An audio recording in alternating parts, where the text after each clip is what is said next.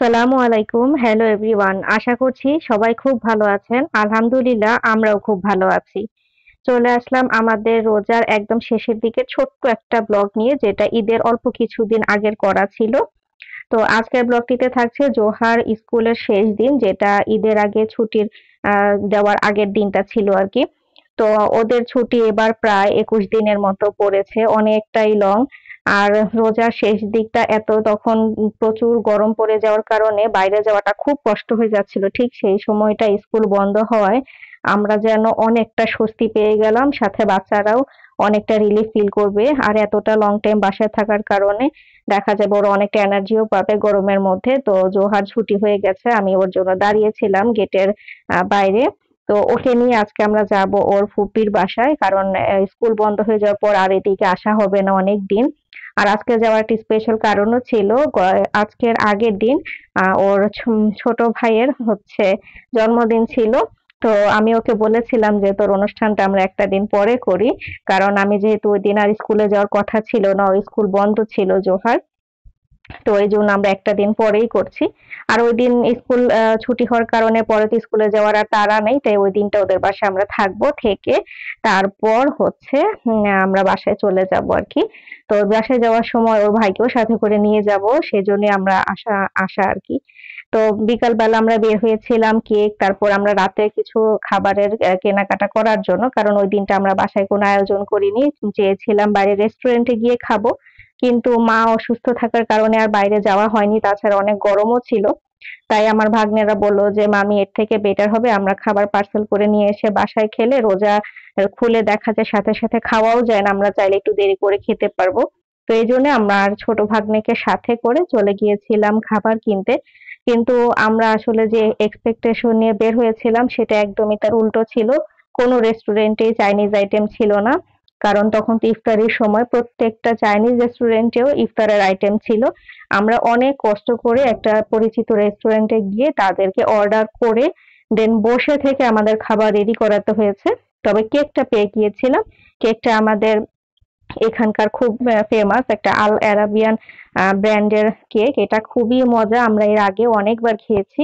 তো ওর জন্য আমরা একটা রেড ভেলভেট কেক নিয়েছি। তাও এই যে অলরেডি তার ভাই বোনের দুইজনের মুখে হাসি ফুটে গেছে, কারণ কেক তাদের অনেক পছন্দ।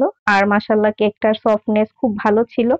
তো আমরা বাসায় এসেই আগেই সবার আগে কেকটা কাটবো। আর আমরা বাসায় আসতে আসতে অলরেডি আজান দিয়ে দিয়েছে। আমি আর আমার ভাগ্নে বাইরে ইফতার করে নিয়েছিলাম।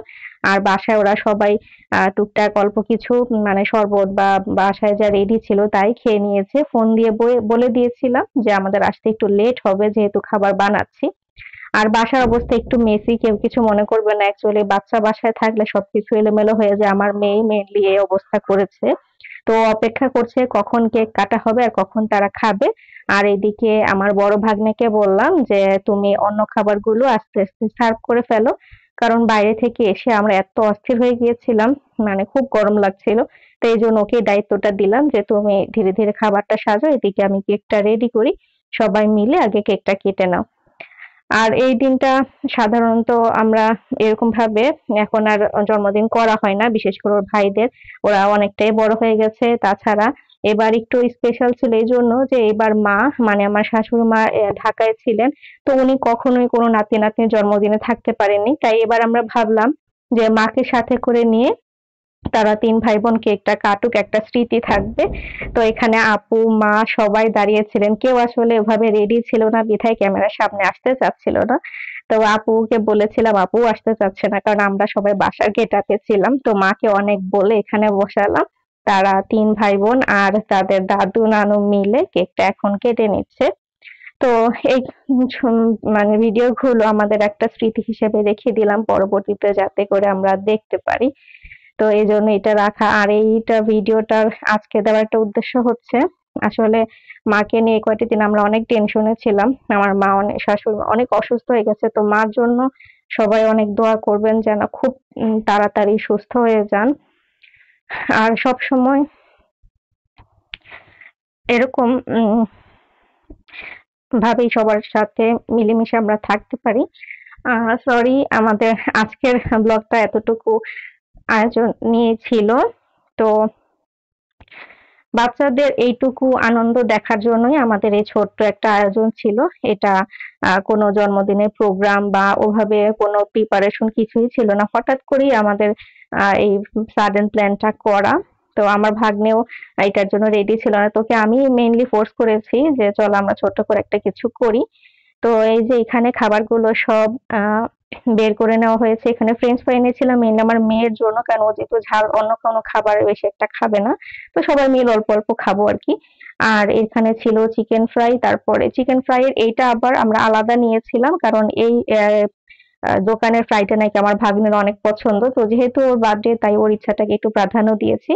এছাড়াও আমরা প্যাকেজ খাবারও নিয়েছিলাম, যেখানে ছিল চাইনিজ ভেজিটেবল, সাথে ফ্রাইড রাইস এবং হচ্ছে চিকেন ফ্রাই। তো এই খাবারগুলো সব আমরা সাজিয়ে নিচ্ছিলাম, তারপর সবাই একসাথে খাওয়া দাওয়া করবো। আজকের এই ব্লগটি যদি ভালো লেগে থাকে তাহলে প্লিজ সবাই আমাদের আজকের ব্লগটিতে লাইক দিয়ে রাখবেন এবং আমাদের চ্যানেলটি সাবস্ক্রাইব করে রাখবেন। তো ওখান থেকে পরের দিন আমরা বাসায় চলে এসেছি আমার ভাগ্নেকে সাথে করে। তো ওরা স্কুলের লাস্ট দিন জুহাকে খুব সুন্দর কার্ড দিয়েছিল, এটা সবাই পেয়েছিল। তো ওইটা আমি ভিডিও করতে ভুলে গেছি। তো বাসায় এসে ওর খালামণিকে যখন দেখাচ্ছিল তখন ভিডিওটা করে রেখেছিলাম। এই কার্ডগুলো ওদের ম্যামরা, প্রত্যেকটা ক্লাসের ম্যাম তাদের বাচ্চাদের জন্য হাতে তৈরি করেছে, এক এক ক্লাসের এক এক ডিজাইন। তো এটা ছিল জোহার কার্ড। কার্ডটা কেমন হয়েছে সবাই কমেন্ট করে জানাবেন। তো এই যে ছিল ভিতরের কার্ডটা। আজকের ব্লগটি আমরা এখানেই সমাপ্তি টানছি। সবাই অনেক ভালো থাকবেন, আমাদের জন্য সবাই দোয়া রাখবেন, বিশেষ করে আমার শাশুড়ি মার জন্য, যেন তিনি খুব তাড়াতাড়ি সুস্থ হয়ে যান। আচ্ছা, আজকের ব্লগটি এখানেই শেষ করছি। আল্লাহ হাফেজ, আসসালামু আলাইকুম।